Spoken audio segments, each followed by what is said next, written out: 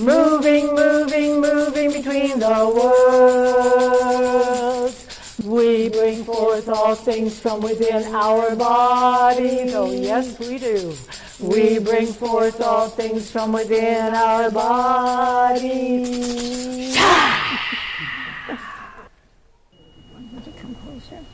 So if you want to come up a little bit, it's fine. If you're comfortable staying where you are, we're going to start from here. This will be what we've called a ritual journey. So there's going to be a little process of, I'm working with what I call poem cloths. And so there'll be a process where I'll put on a poem cloth. I'll read my poem, I'll perform the poem. Shoshanah will then talk about the painting. And then we'll move from one poem and one painting all the way around. All right? And so we're going to go ahead and start. We're aware that there may be other people who will be coming, but we're just going to go ahead and get going here. And I first just also want to thank Catalyst with Andres and Precious Yamaguchi for their help and support in sponsoring this and letting us have this space. So thank you. And then I also really want to thank my dear friend Wanda Borland, who is our videographer today. If you don't want to be filmed, just move out of the way of the camera.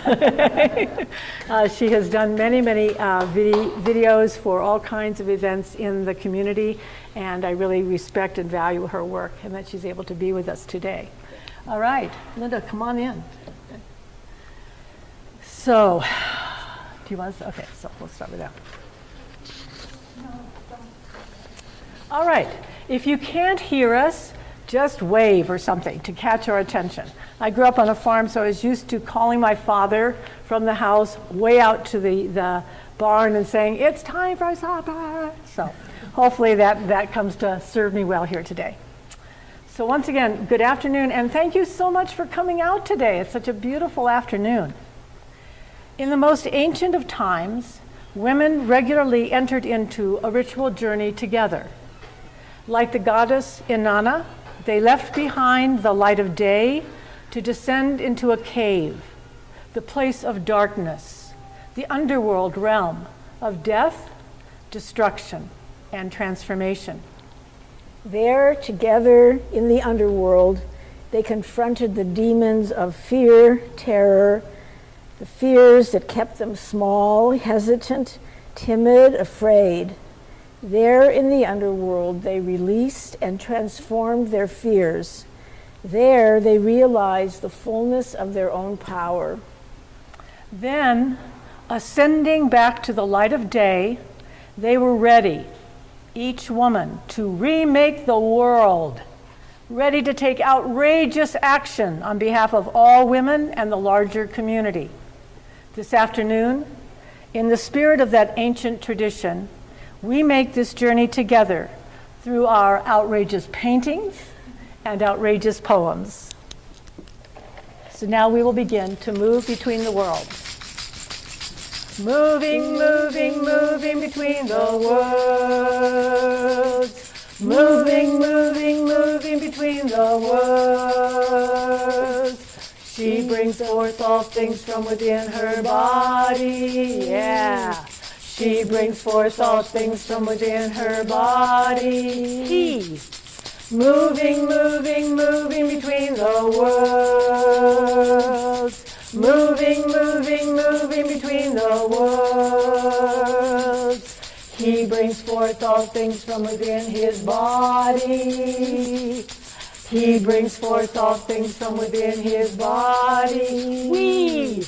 Moving, moving, moving between the worlds. Moving, moving, moving between the worlds. We bring forth all things from within our bodies. Oh, yes, we do. We bring forth all things from within our bodies. We have our artist statements on the wall in bright orange paper. Mine will go back on the wall. I grew up here in the Rogue Valley on a small 6-acre farm outside of Grants Pass, about 10 miles.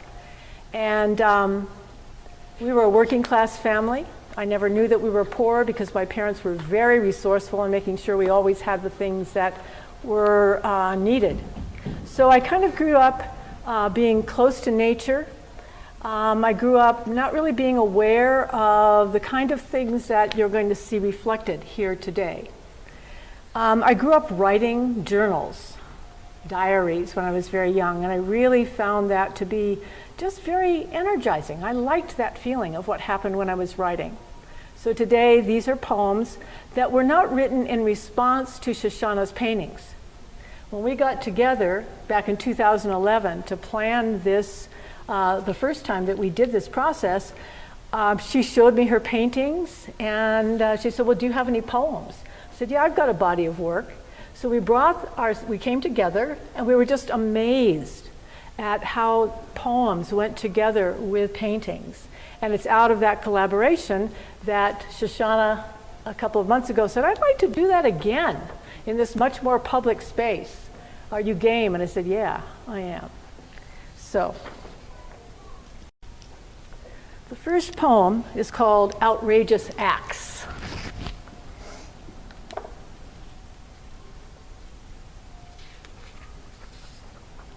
Outrageous acts. The world turns upside down, women scream day and night.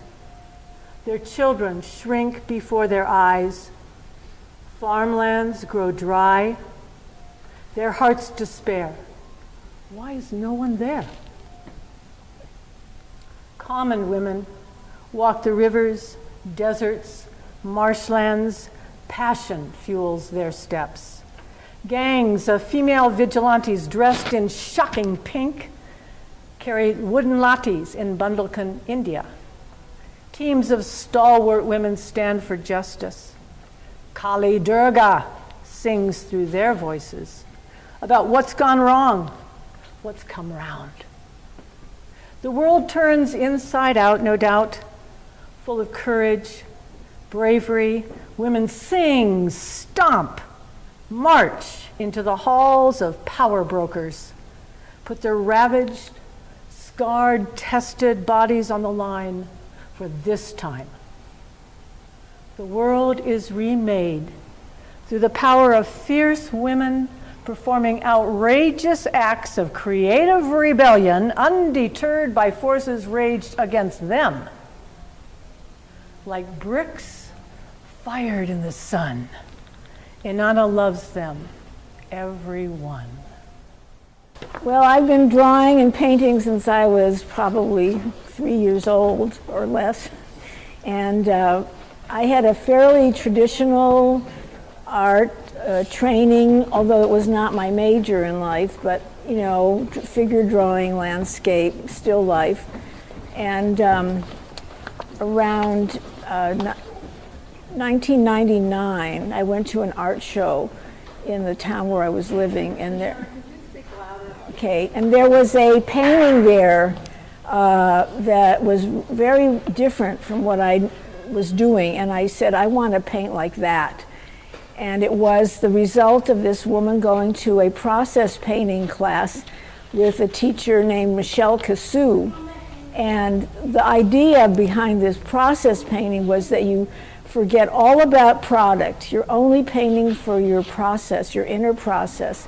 And so I had to unlearn almost everything I knew about art, including not to even call myself an artist.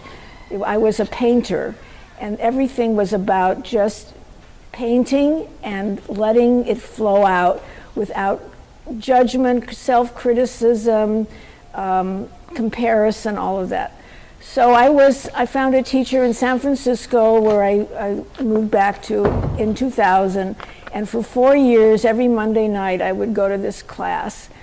And over a period of 4 years, my painting changed. I found my real voice as a painter, instead of trying to look like Matisse or somebody else.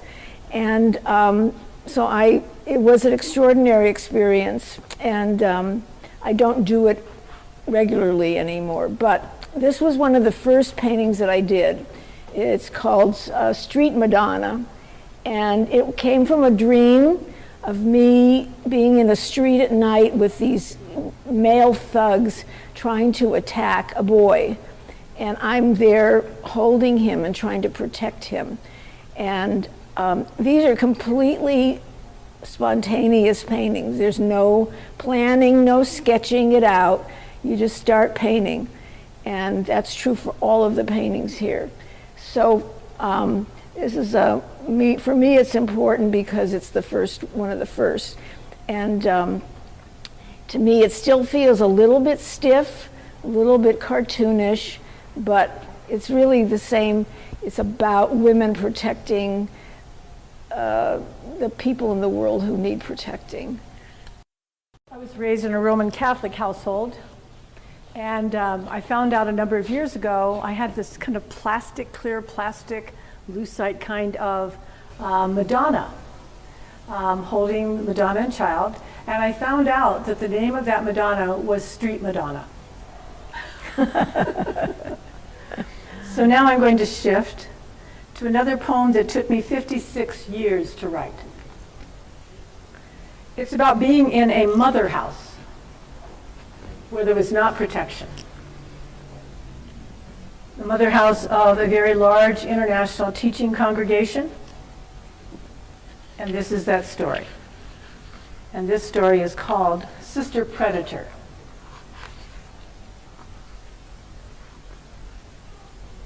Sister Predator. I do not have to tell you everything. I will tell you that I was 17. I will tell you that she was 30-ish. I will tell you that I was a freshman in college, naive, full of hopeful anxiety at starting a new life as a committed religious sister. I will tell you that she was my English professor. Tall, beautiful, we all thought so. Intelligent, deep, full laugh, entrancing smile. She was what we wanted to be. I will tell you that when she complimented me on my papers and gave that smile to me and not to some of my other classmates, I did not know what grooming was. I will tell you that when she invited me to her office after dinner time to help me with my homework, I felt excited that I was special. I did not know what grooming was. I will tell you that when I walked through the long hallway that led from the postulancy to the college offices, I thought about how my work would be improved from her professional advice and how that would help me become what I dreamed of being, a global educator, inspiring other young people from a working class farm upbringing to grow their lives to something that would make a difference in the world. I will tell you that when I arrived at her office door, knocked hesitantly, asking to be admitted, I was surprised at the warmth of her voice saying, "Come in, Louise." I will tell you that when she invited me to sit in the chair next to her, so that, as she said, I could see better the comments she had written down the sides of my handwritten paper, I felt special. I felt seen in a way that my mother had not seen me. I felt valued in the work that meant the most to me then, my writing. I will tell you that when she suggested that we pray before discussing my work so that the Lord would inspire us, I felt protected by the ordinary ritual I had grown up with. I felt grounded through memories of kneeling with my father as he led me in my night prayers. I felt God was with us in her office at night, where there was no one else and no other sound except that of the mingling of our voices in prayer. And when she put her warm hand on my right thigh as she talked about how my paper could be improved, once again I felt special through a tenderness I'd never known from my mother. And when she told me at the end of our session that I should come back again with my next paper and bestowed that radiant smile upon me, I felt warmed by this nurturing love she was gifting to me. I will tell you that when I returned the second time and did not have to knock because she was listening for my footsteps on the wooden floor hallway, And when she stood up to greet me, wrapping her arms around me in a hug that was unexpected, my mother was not a hugger. I was not a hugger. I felt something stir inside me that was soft and safe, as her body weight imprinted mine through our long black habits. When once again she suggested that we pray, only this time she turned off the lights and lit a small candle and had the empty chair pulled closer to hers than last time, I felt surprised. I felt confused. I felt anxious. I will tell you, I had no reason to question her. I had no reason not to trust her. I did not know the seductive ways of predators. She was what I dreamed of becoming. I will tell you that she did not turn on the lights before she put her arm around my shoulder, pulled me close to her, held me longer than any other adult woman had ever held me close enough that I could feel her warm breath on my skin, and moved her hand to my upper chest, where I felt the weight of it and relaxed into her touch.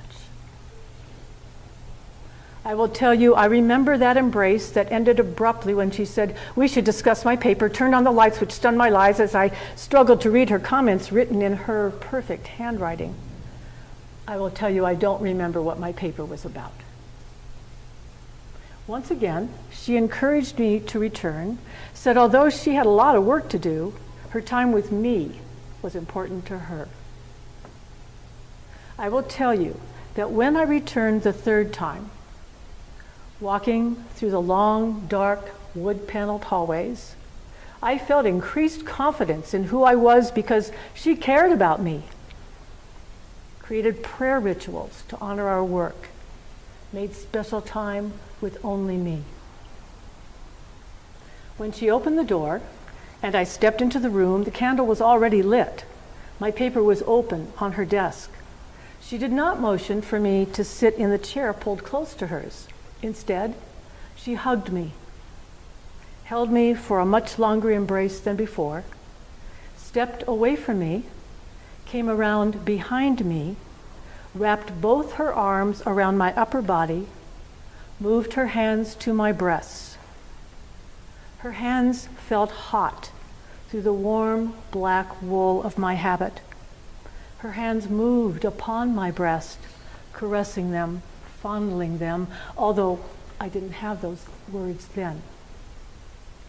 I felt a surge of warmth through my body. I felt held, mothered, protected in a way I didn't know I needed.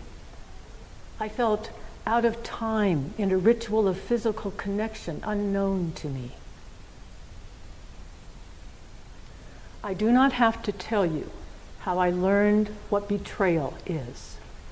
When other young women in my class would whisper that she had invited them to come to her office, one at a time, to work on their papers after supper at night. I do not have to tell you how something died inside me when she didn't invite me back, when she didn't smile at me anymore, when she stood close to my other classmates after class, when her warmth turned to ice and left me hollowed out inside. I do not have to tell you everything. Thank you. This painting is called Being Grabbed, and I'm going to read one of my little quotes here. You know, I just started kissing the beautiful women. It's like a magnet. Just kiss, I don't even wait. And when you're a star, they let you do it. You can do anything. Grab them by the pussy. You can do anything. Remember Donald Trump saying that? The other one is from my own personal experience when I was working on a movie in Italy, and the director was sitting in a chair and said, "Come here, Susanna, let me touch your legs." I was about, I don't know, 22 or something. and you just walk by, ha, ha, ha, ha, ha, because you want to keep your job. But this being grabbed was one of the first paintings I did at the studio where I studied with Barbara. And it's kind of, you can see there's a difference between them. This is more traditional composition, everything. This one is really kind of just loose and free form and kind of a free association, but there's all these black hands touching this woman, these women. And in a way, one of the lessons that I learned while I was doing this kind of painting was that you have to let go of the idea of something of an ugly painting.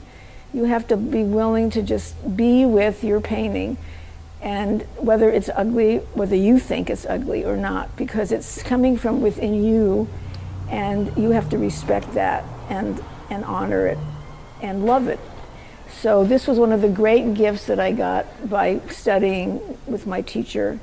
And what else I want to say? There's also a quote here from the Bible, if you can read it, the story of Susanna and the elders, which I went and read in detail. I had never really read the story. I had just seen pictures of Susanna with these old men looking at her. Well, they had stolen into her garden while she was bathing, and then they prepositioned her. They wanted her to have sex with them, and she said no, and they got mad. And then they went to her family the next morning, and they told the family, and they laid their hands upon her head. Very biblical thing to do. Laid hands upon her head and said that she had slept with a young man, was having sex with a young man. So her people believed the elders and condemned her to death. And then she was saved by a young man named Daniel, who was a prophet, and the elders were then condemned to death. What a world. I mean, and it's not gone away. I want to say something about Shoshanah's painting because I wrote Sister Predator rather recently, and I had seen this painting before, but seeing it now through the eyes of the poem Sister Predator, I saw these figures in black, and they reminded me of the women in that religious congregation and that particular woman. And then the hand hand seems kind of disconnected, but it's on the breast, and then there's one around the throat. And so I just really appreciate the way that artists working together, there's something that is there for you if you have the courage to allow that collaboration to flow between you. So just wanted to mention that process. So we're going to turn to this wall. I'll say something about this scarf, this cloth. I visited Ukraine in 1997. My mother's Ukrainian, and there's a silk factory in Cherkasy, Ukraine, which is right in the center of Ukraine. And I was studying the work of Maria Gimbutas, the great Lithuanian archaeomythologist. And so I had some of her books about the Ukrainian matriarchal cultures that are the Tripilian Kukutani cultures. And one of the women came up to me and she said, "Could I borrow your book of Gimbutas?" And I said, "Sure." And so she borrowed it and she said, I'll bring it back. So she came back, and this is an original. This is a one of a kind. And so many of you may know about the kind of Ukrainian art of painting on eggs called pisanki. Okay? So she did a modern interpretation of pisanki here and here. And so this poem today is to honor her, and I don't know where she is now. I don't know whether she's still in Cherkasy or whether she's had to flee because of the war. But this poem is called Coming Forth. Coming forth. Stretching forth within primordial chrysalis, breaking through old containments, I emerge quivering into the power of your loving eyes, seeing me into full presence. I emerge wailing.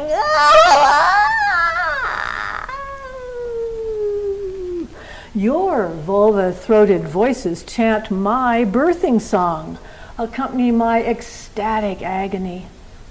My heart splits open. Time rounds her body within my breathing. Breathing out. I come forth. Thank you.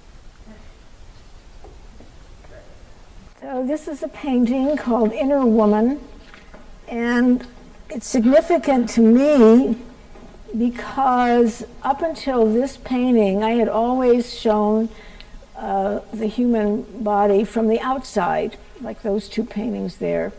But when I joined this class, Barbara Kaufman's painting class in San Francisco, I saw all these other paintings around me. What was one of the great benefits for painting with other people? That many of these people, many were painting like sort of skeletons or people with, you could see the whole inside of the body.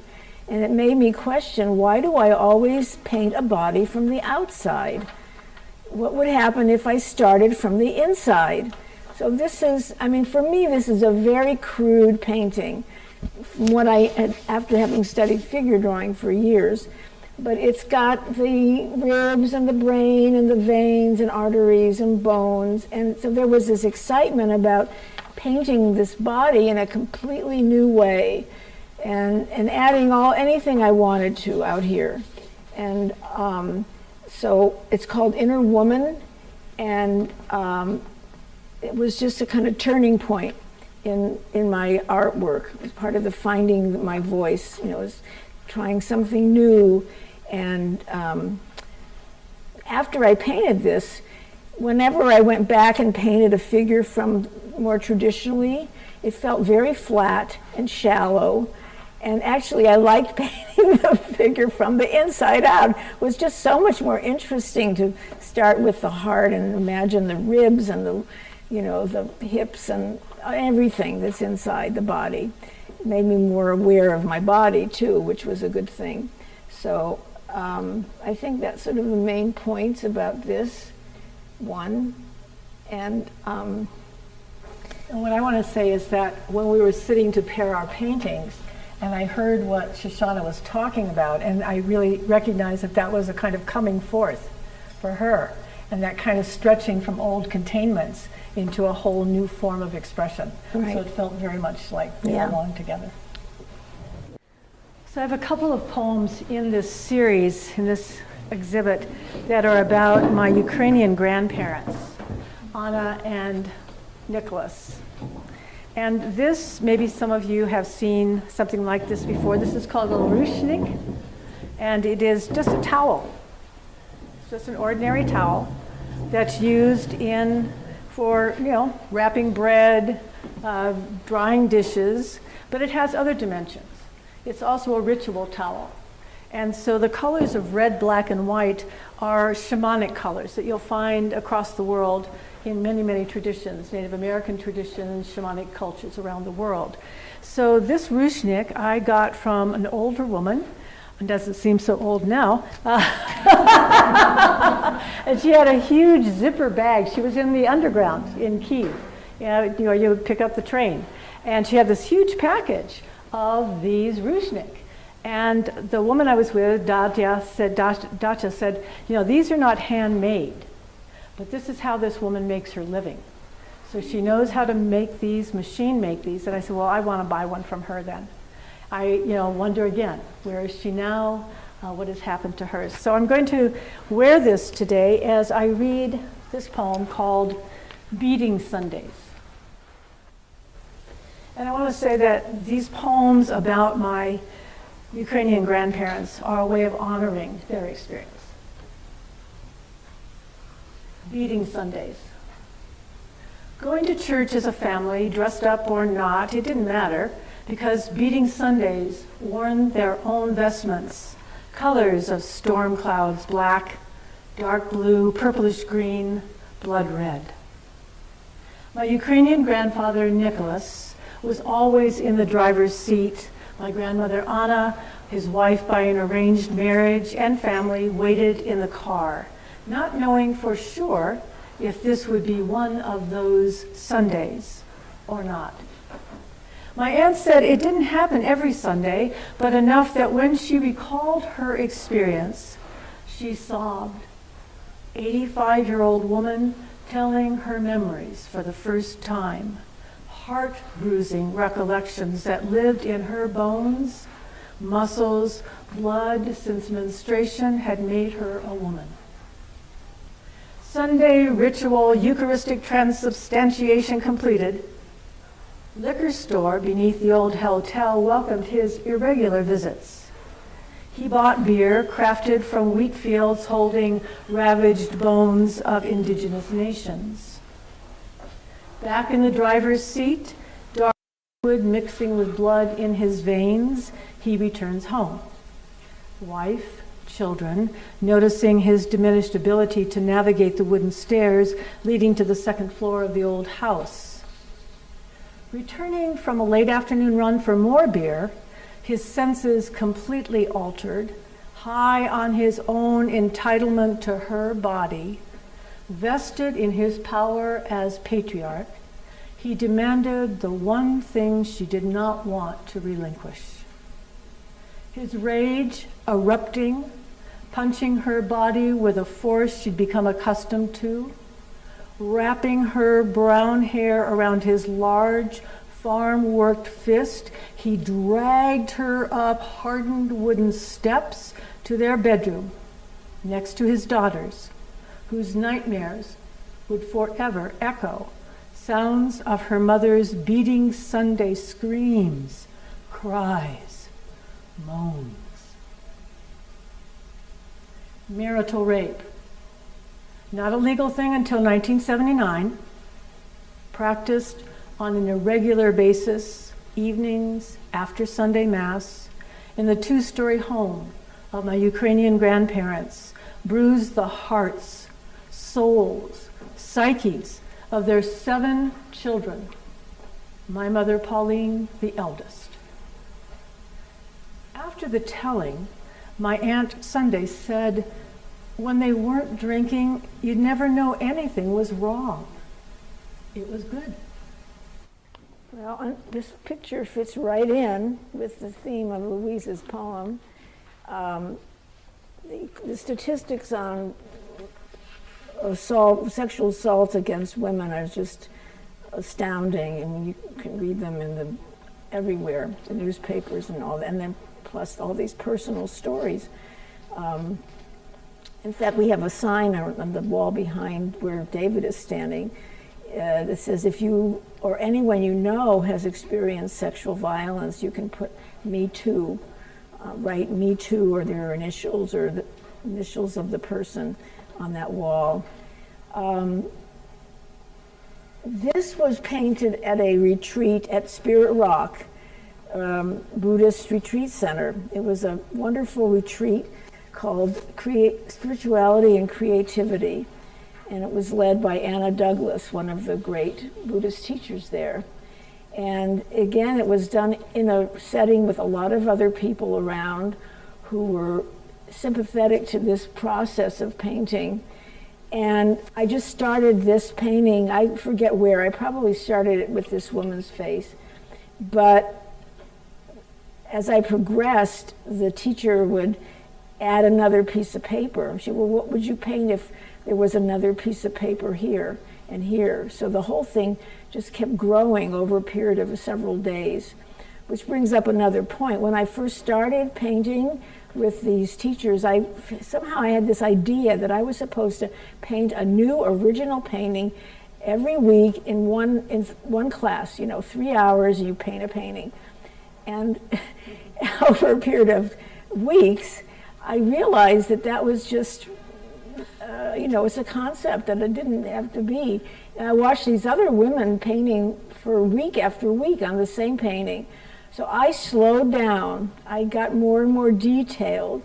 I stopped rushing. I stopped having to feel like I had to come up with something new and original every time. I could paint the same thing, the same theme over and over again. It was so freeing, you can't imagine.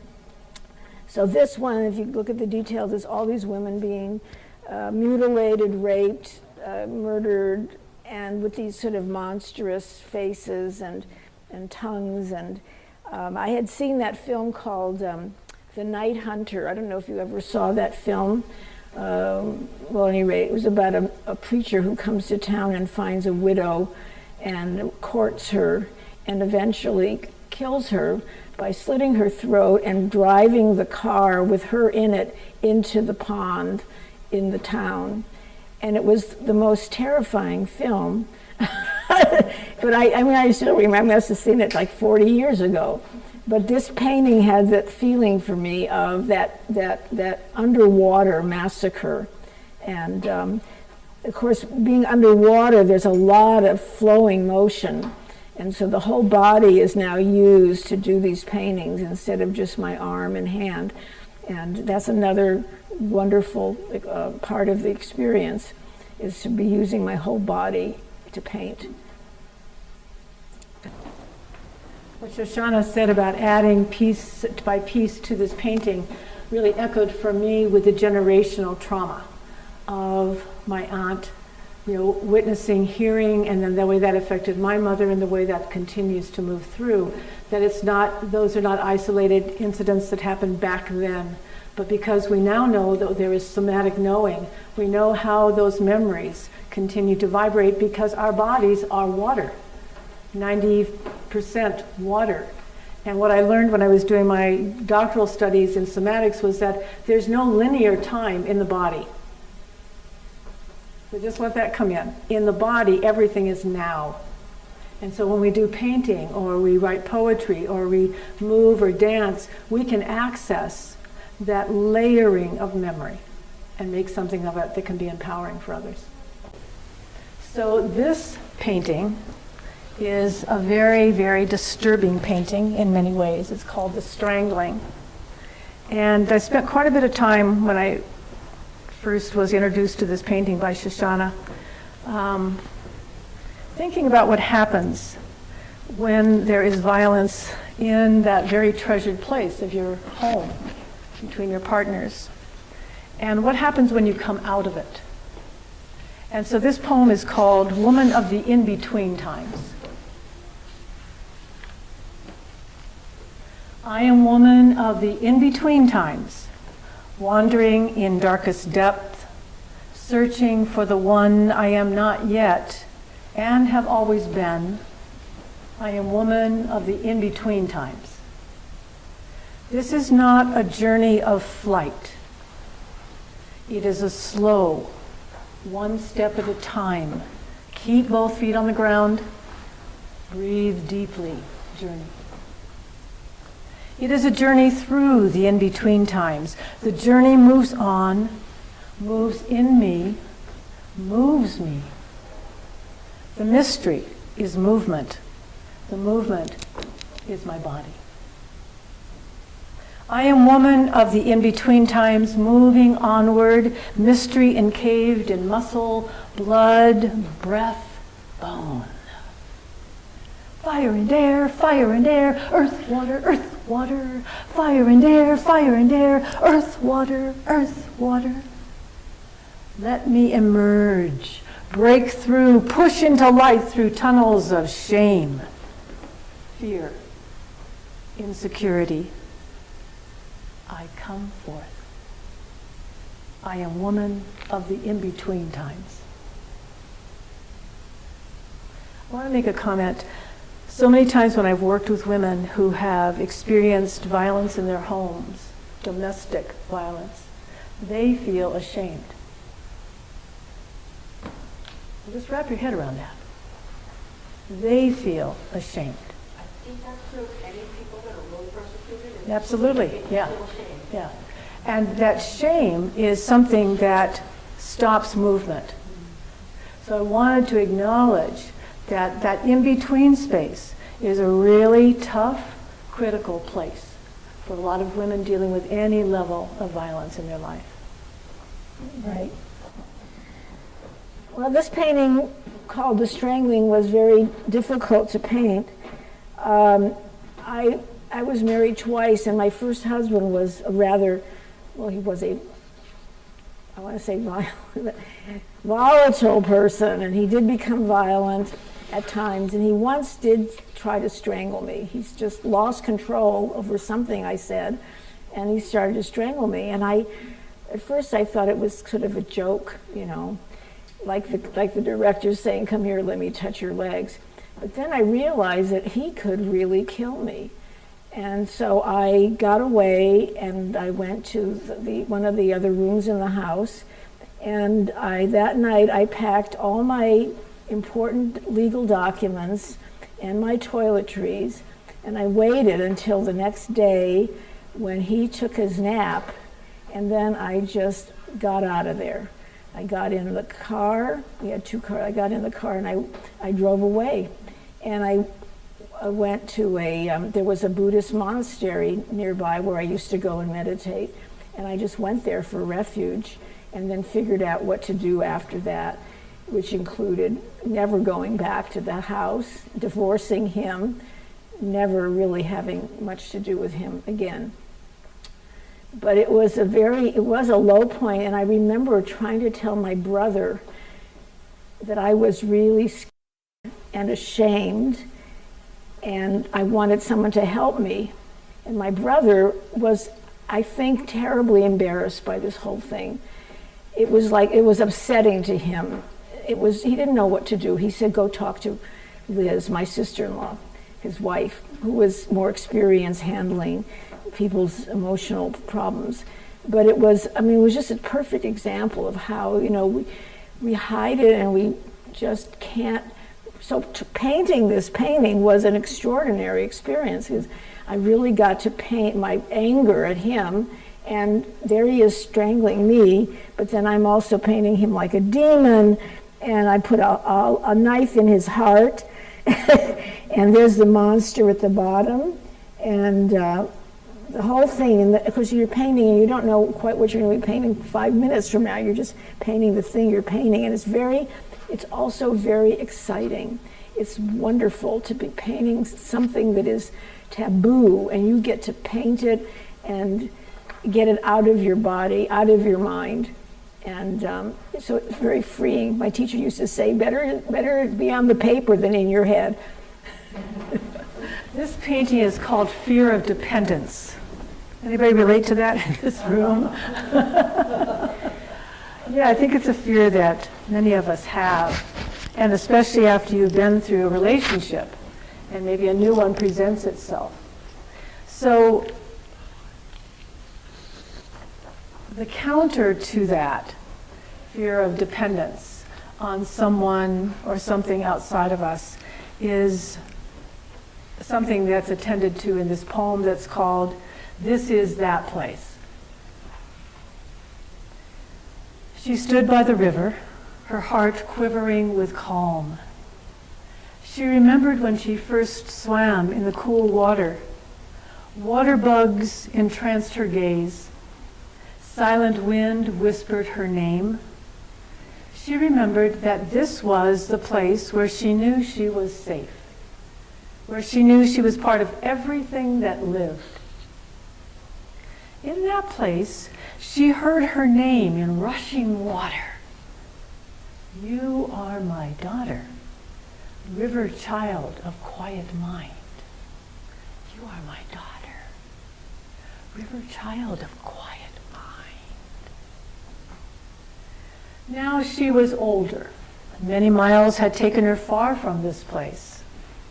Returning her feet to muddy river bottom, she knew that she had never named this place, but that its name lived in her blood, bones, breath, skin. This is the place where she knows her name. This is the place where she hears her soul sing. This is the place that never leaves her. This is that place outside of time, always. This is that place. Thank you. Okay, now this painting was painted in 2005 after I moved to Ashland. And my parents had a pretty unhappy marriage. I never really wanted to get married. And I met this most wonderful man here. Some of you know Craig, one of the most gentle, kind, lovely human beings on the planet. And when he asked me to marry him, my first reaction was terror. I just had this like wave of terror, and I froze. And I think Louise's point about how that remains in your body is like, it's so true, because my fear of being married was based on what I experienced of my parents' marriage and my father shouting and my mother being bullied, and then my experience with my first husband. So and it was terribly confusing because I knew that Craig was not like my first husband. But the fear of becoming dependent on him, of losing my autonomy, and was still there. So I painted this painting in 2005, which was about the year after I met him. And also, you can see how confused it all is. It's just like somewhere I had these two people.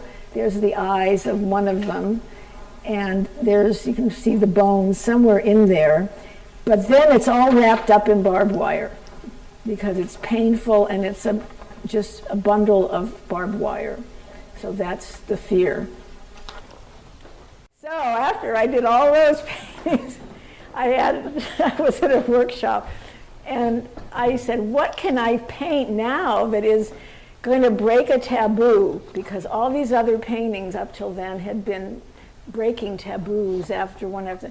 So I decided I'm going to paint myself the way my mother would just hate, she would be mortified to see me like this, a showgirl in sexy clothes and with all these men around her. I mean, my mother was a nice Jewish woman and very prudish, very prudish.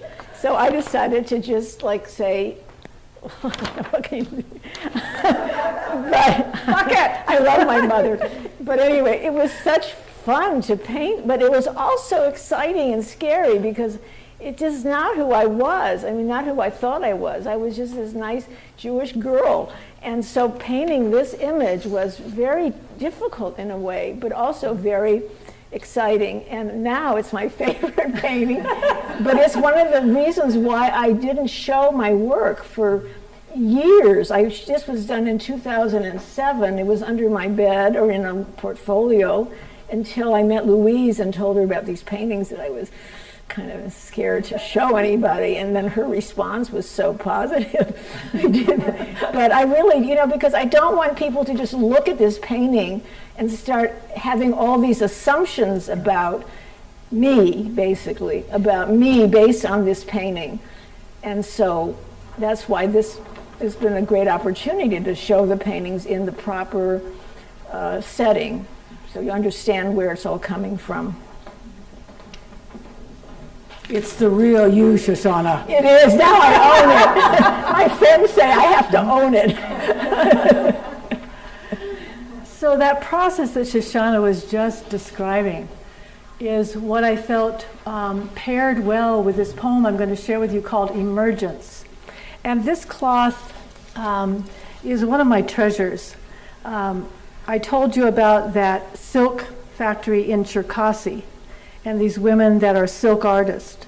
So this is watercolor on silk. First time and only time ever painted like this. It makes me think of, sunsets and ice cream melting into each other.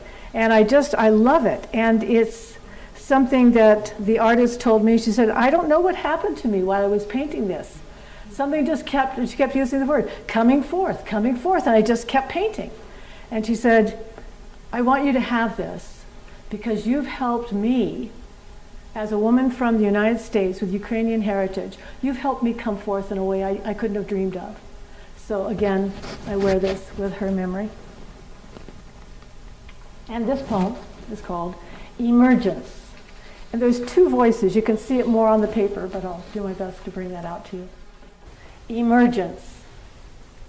Her colors spill forth from within blue, magenta, yellow, red. Her colors spill forth cascading waters of life. She is too full to be contained. Yeah. Let her be. Let her be with me. Morning is her time. Let her be with me. The triangle unfolds rich power, sensual cycle of play. May she come forth. Afternoon sun warms her path. Stillness awaits her movement. My hands move across vast territories of shapes, sounds, longing, desire. Cast aside old voices. Hear the sound of here and now.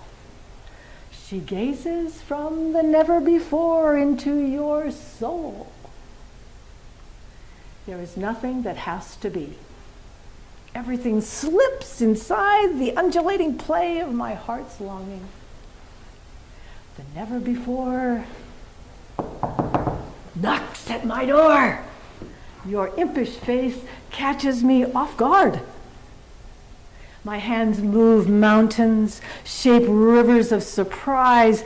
I walk from a new place into my body's ancient temple. There are layers of behind the rainbow, seeping into my bugs. I emerge. Thank you. So you talked a little bit about the generational dynamics of violence toward women, violence in our families, violence in our culture. And so I'm going to wear the ruchnik again, because this poem is called 170 Words. About 5 years ago, my sister and I received a packet of information about our Ukrainian family. We get it every couple of years, and it updates on who's died and who's buried, and whose children were born, etc. And so, Paulette got it, and she said, I'll just bring it over and we can read it together. And I said, okay, fine. It was kind of like, oh yeah, here comes another one of those, okay. So we started going through it, and I saw these pages that were highlighted, and they were pages from a newspaper. And I started reading it, and Paulette said, why are you reading that? And I said, well, because it's about Grandma Anna. And that's what this poem is about. It's called 170 Words. The Auburn Citizen, Tuesday, July 31, 1928. Headline: Search for missing woman and 4 children so far fails to reveal a trace. Mrs. Lishtak, Anna Sheftik, 29 years old, Grandma Anna, born into a business family of means, as the saying goes. Her husband Nicholas, from the old country, Ukraine, 10 years older. She did not choose him. It was arranged by the fathers. In the new country, he had property, livestock, cash. She was bought and paid for. The Auburn Citizen reports that she was last seen by neighbors Sunday night. When he came home from work, he went to the kitchen, found a note written in pencil, left on the table with a milk bottle on it. It read as follows: Nick, you threatened to kill me last night. Also, many times before, you told me to get out. Now I will get out and take your advice and end it all. Also, you will never see the children again. The children: Pauline, 8, my mama; William, 4; Walter, 2, he served time in prison, confessed to setting a fire to his living room drapes, and then became a glass artist during time served. Florence, 9 months. Her note, printed in the Auburn Gazette, continues: I hope your sister and the rest of the family will treat the next sister-in-law more decent than they have me.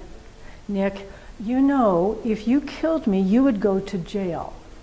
So this way is best.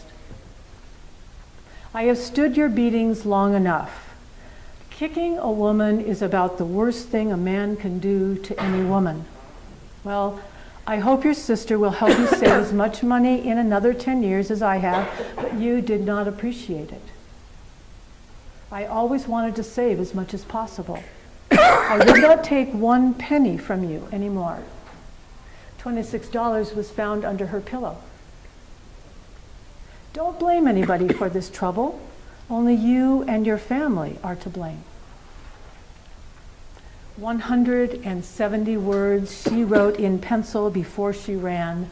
My mother's mother, my 8-year-old mother, becoming her mother's keeper, her brother's protector. 170 words of desperation, terror, truth. 3 days, no trace. Anna, where did you go? How did you take care of the children? Did anyone help you? 170 words. Wishing when I visited you as a high school freshman, the summer of the New York World's Fair, disgusted by the dissipated alcoholic woman I saw before me, I had known then about your 170 words.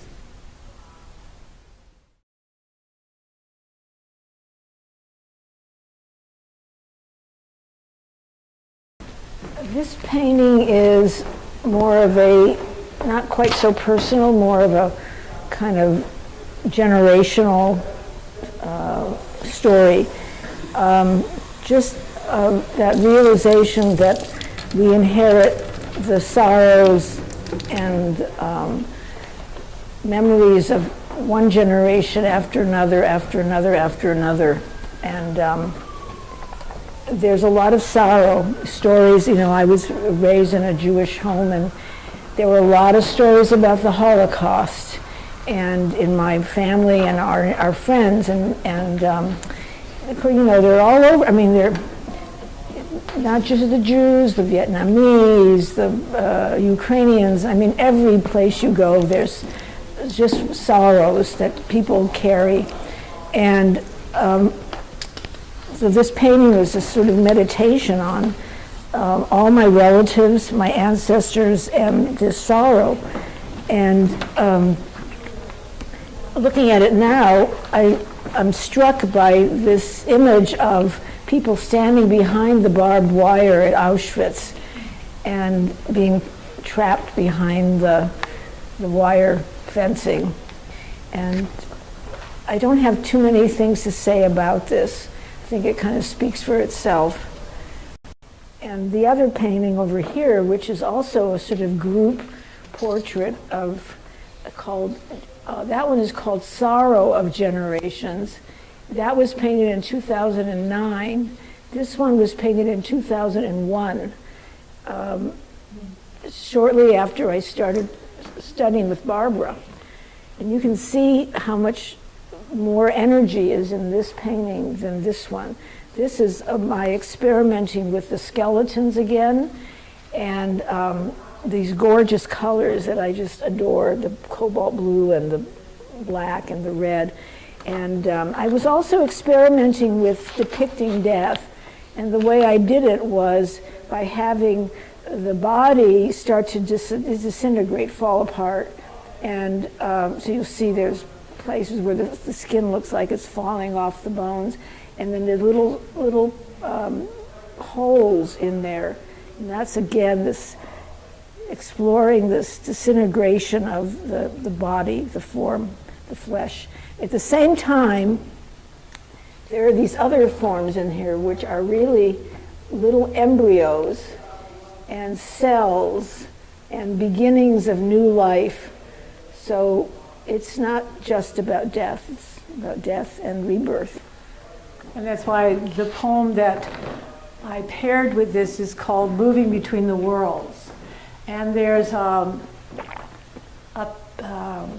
well, actually, she's the first recorded writer of poetry, and her name is Enheduanna. And she was in Sumer in the Sumerian times, and she wrote many poems and hymns to the goddess Inanna. And her influence and her respect for Enheduanna continued over 500 years. So the words that you're going to hear in this particular poem called I Am the Mountain and the Garbage are the words of Enheduanna. Somebody gave me this scarf many years ago and said, you know, I never wear this. I just don't like it. I think it's kind of ugly. And I was just really kind of very attracted to the colors and kind of the darkness and that little bit of gold that just kind of pops in there. So I decided that this was the cloth for this poem. This poem is titled Moving Between the Worlds. Power surges from my mountainous arms. Her defaming hand crushes the mountain to garbage. A wail fills my heart. Mountains brought to garbage, putrid, teeming cauldron of rot. All I built up melted down. Melted down, dark garbage fermenting, earth power transforming bone, heart, belly, her power within me. I am the mountain and the garbage. I am the power of change. Dark, full power, surging, massive energy, power before time, rising, sweeping over dark, deep, trunked mountain. I am the mountain and the garbage. I am the power of change. Yeah. Thank you. And now for something entirely different. Sort of different. Whew. It's a hard act to follow. Well, yeah. You know, it's one thing when you write poetry. It's another thing when you have people gathered in community. And in our beginning, we kept saying that this journey in Inanna's time was made together. This wasn't something where you went off and did it by yourself. And I think you're feeling, you know, just the power of community together to sustain us as we travel through these realities. So this cloth, I was a model at one point in my life. I modeled a fabric called night cloth, made by a woman whose name was Sarah Knight, Knight. Well, I love the fact that it's called night cloth because so many things about women's mysteries have to do with the night. And again, these are those kind of shamanic colors. And so I'm going to wear this one as I bring this poem to you called Darkness Fire Woman.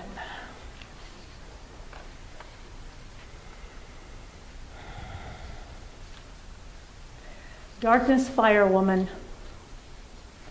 I am darkness, fire woman, raging within dark days of change, tearing apart all that has been so carefully constructed to hold everything in place.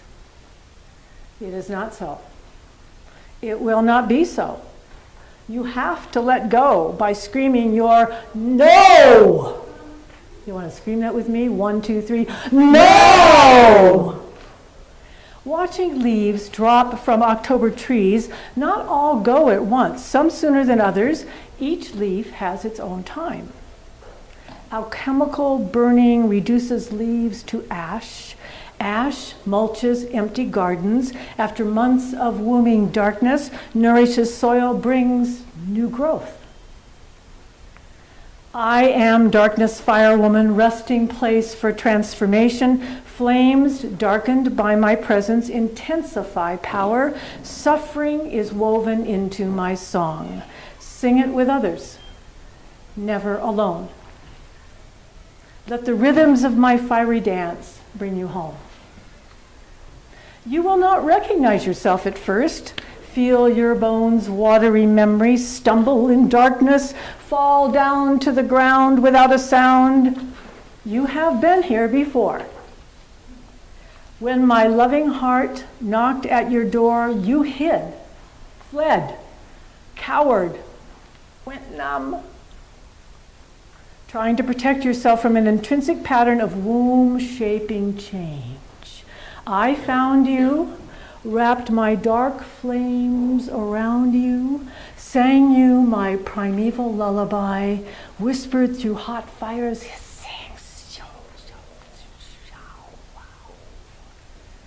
I love you. I will always love you. I will never leave you. Let our shared fiery dark heart embrace this truth. I will love you. I will always love you. I will never leave you. Let our shared fiery dark heart embrace this truth. Thank you.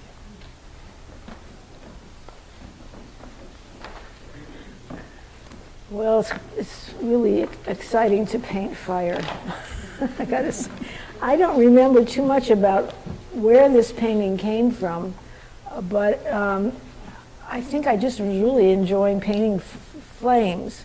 And also the monster, the Cyclops up at the top with the one eye and the big red tongue. And he's holding two other Cyclops in his hand. It's a kind of an archetypal image here. I don't know if you know Tibetan tankas, there's also always a kind of Mara, this big figure that has often has the hands, the head, the hands, and the feet, right around the in the tanka, around the circle, and it's like the figure representing death, destruction. And so I'm not going to say too much more about that one because I don't remember, because when I'm painting these I'm just in the moment and I don't think about it, so I don't remember what I was thinking when I was painting it. But this one I do remember wanting to, this was called Rage, and it probably had to do with memories about my first husband.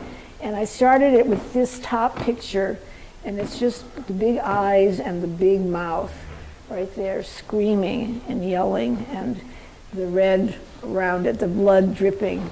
Then little by little I added more and more, and then at the bottom, I mean, this was really hard to paint, but I did paint the shit coming out of the asshole there, and I can't even, imagine my saying all that, but there it is. And it felt really liberating to paint this, and just, there's something about breaking the taboos that is so freeing. And I'm not taking this painting on the road to show the world.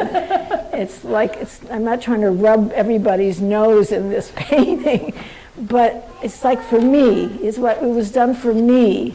And it contributed to all the other developments that came in my life after that probably would not have happened if I didn't paint this painting and that painting and that painting. So it's about the process and transformation, not about the finished product. So the poem that I felt paired with this, I need to gird my loins for that poem. So I'm taking this cloth that you saw before and wrapping around my body. This is called Enraged Love Song for V-Day 2023. Your words on the page fire up my rage, resting quiet within inky paper rag cage. Don't be angry. Don't be sad. Don't be anything but happy, glad, it's all good. Children howl and weep and growl, their future fucked, it's all so foul. Bombs fall from swirling drones. It's a freak show empire gone awry. Can't you hear suffering people cry? Children's teachers' joy gone now. Daughter voices howl. Blood drips across her wounded face. Bullet shrapnel leaves its trace. She wears red roses on white linen cloth. Thousands upon thousands gag on death broth. Children beside her, where have they gone? Lost under blue, yellow, gray, smoking dawn. This is a song I don't want to sing. This is a song that won't leave in the spring. This is a song fraught with generational grief as ancestors rise through the night like a thief. You say, line up, it's the way of the world, as dark bodies are beaten and women are hurled from bridges and vans and nasty, foul places. Keep singing the tune that debases for ages. This poem's not done. There's more to come. Old women carrying sunflower seeds while they run, women and men holding long, heavy guns while the dove of peace is sadly shunned. What's a woman to do, I want to know, as I weep in fields where wheat used to grow, where now severed limbs lie covered with snow, mocking my wasted tears that continue to flow. I stand up tall on Marzana's soil, curse our deadly addiction to oil. We stumble and fall, it's all gone so wrong. Shout the song of the grandmothers strong. They say, get ready for it, that the power of my mighty juiced cunt bring new hope through these words so blunt. That the power of my mighty juiced cunt bring the power of hope through these words so blunt. Let the power of my mighty juiced cunt bring new hope through these words so blunt. Done. Thank you.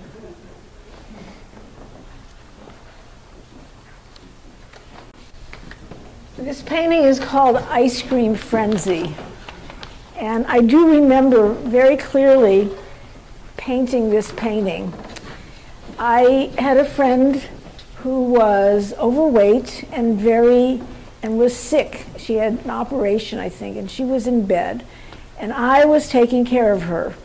And she was lying in bed eating ice cream. And I was getting really angry. I was angry because she wasn't taking care of herself, and I was I was expected to take care of her, and I didn't want to. It was very irrational. And I started painting her, and then she's in here, eyes, and there's the ice cream, all that white stuff dribbling all over her face. And I was telling my teacher that I was really angry at her, and the teacher said, exaggerate it, get even angrier.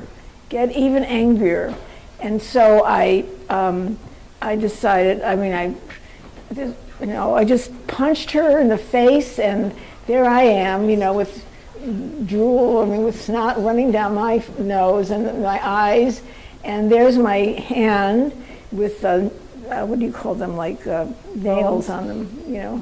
And then, and she kept saying, even more.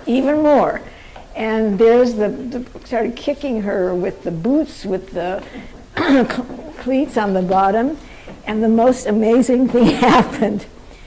In the middle of all of this, I suddenly felt a wave of compassion for her. I realized that she was doing the best that she could, and all of my anger, which was about me, was released. And so what you see here is that documenting of the process of expressing the anger, but what you don't see is the compassion that came out of it. That's why I have to tell the story and not just show the painting. Yeah. Because it is the most amazing experience. And I found that happened over and over in this period of time with doing these classes, that you start off with something and you just transform. It gets transformed in the process of painting. And I echo that in terms of writing poems that feel like I would never use this language in the way I had been raised. Breaking the taboos, talking about parts of my body, talking about juicy cunts, all of that kind of language, that it is breaking taboos. We have a right to all of the language that we want to use on behalf of whatever it is we're trying to give expression to. I have one more thing to say, because my teacher would tell us, do not show your paintings to anyone. you're too vulnerable at this point in time. Put them under your bed, and 6 months from now, you can take them out and look at them. By the way, don't show them to anyone, includes you. Don't look at them like you're the critic and you're trying to figure out how can I make this painting better. Put them away. Don't show them, because she said everybody's going to want to tell you what their opinion is. If they don't like the painting, you're going to be pulled back from painting like that. If they tell you they love it, then you're going to want to paint more of it to please them, to get the praise. So the process wasn't just doing the painting, it was also what do you do afterwards. And she was very adamant about not showing it to people. And after I'd been painting there for 3 years, and people were telling me your paintings are really amazing, I decided, well, maybe I can have a show of them. But not these, others. But it was like, and I said to her, I said, well, you know, I'm thinking of having a show. What do you think? I expected her to say, no, don't do it. She said, well, why do you need to, or why do you want to? And I said something, and she said, well, you know, you have to know you're a good artist. It's like, it doesn't matter what other people say. So like, do it. And I told my Buddhist teacher at the time, and he said, do it and deal with it. Just do it and find out what happens and then deal with that. So it's like there's no strict rules, but her rule about not showing it in the first year or two of painting was a very wise one. So you've been taking this journey with us, and now we come to this painting and this poem. And we didn't start with this because you don't get this until you make that other journey. And so we created a basket here, and it says, take a ribbon to remember. And I think there's something for me about the texture of cloth and ribbons. So if you are remembering somebody today, maybe you're remembering yourself and something that happened to you that ties in with our theme. Really encourage you to take as many ribbons as you want to. You know, maybe you know 3 or 4 people in your life who were impacted by violence. And that can be verbal, it can be physical, because verbal assaults go just as deep in us and go in a different way than physical assaults. So I wanted to point this out to you as a gift for you to take with. So this was the one poem that I made alterations to when Shoshanah and I talked. All the others were written, as I said, independently of each other. And so we were talking about Kali, and this poem at first was called Kali, Kali, Kali, and it was pretty much the same. But then she said, well, you know, Louise, this is about Kali and roses. I thought, well, Google Kali and roses and see what comes up. And so there is actually a rose called a Kali rose, and it's a skull rose, interestingly enough, because Kali wears a necklace of skulls to convey her power of destruction. But it's not destruction for destruction's sake. It's like when things are out of balance, and let's say there's too much greed in the world, watch out, because if you're one of the greedy ones, she's coming after your ass. Because it's going to be balancing that out. You know, if you're someone who inflicts power upon somebody else, she's going to come after you because that's out of balance. So that's the kind of power that Kali has. It's about balancing. So when I found that, then I made an alteration to one of the stanzas in the poem. And I thank Shoshanah for that. And I just again want to honor the collaboration that we've experienced with each other. And this is a scarf. Again, somebody said, I don't really wear this. And so that's what that looks like.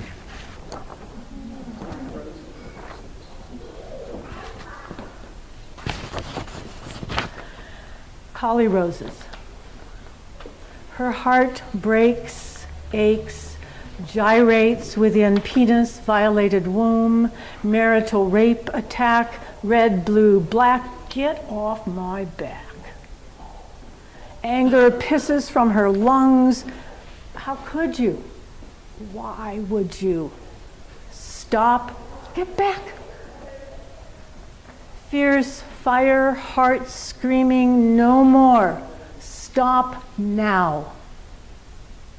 Woman birthing herself through flames of vulva-throated fury, speaking strong, standing long. I am she who will never again silent be. I am she who cackles dark black glee.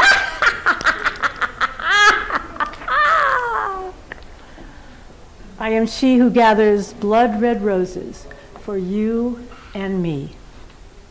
I am she who sings, wee, wee, wee, all the way home. Wee, wee, wee, wee, wee, wee, all the way home. Wee, wee, wee, all the way home.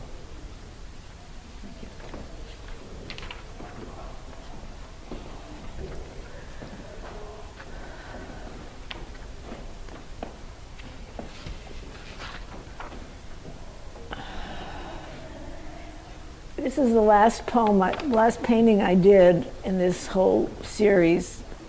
And after I painted this, I really sort of lost the interest to paint paintings like this. I got interested in biology in 2007 and the cell, and I just wanted to paint cell biology. And so this personal, emotional stuff was sort of resolved. A lot of it was resolved, and I just didn't feel the need to paint this way anymore. But I love this painting, and it was just such a joy to paint, because it was drawing upon this whole thing of the body and the skeleton, and then this kind of death image, you know, the skull, but it really is different than the other ones. You know, I added the roses in there because there's something very joyous about this. The roses and the flames, and then all of this energy that's all wrapping around her. And just want to also just say how much Louise's poetry mirrors the sensibility of the paintings and the emotions and the aliveness and the woman power of the paintings. So it was just great to do this together. Thank you.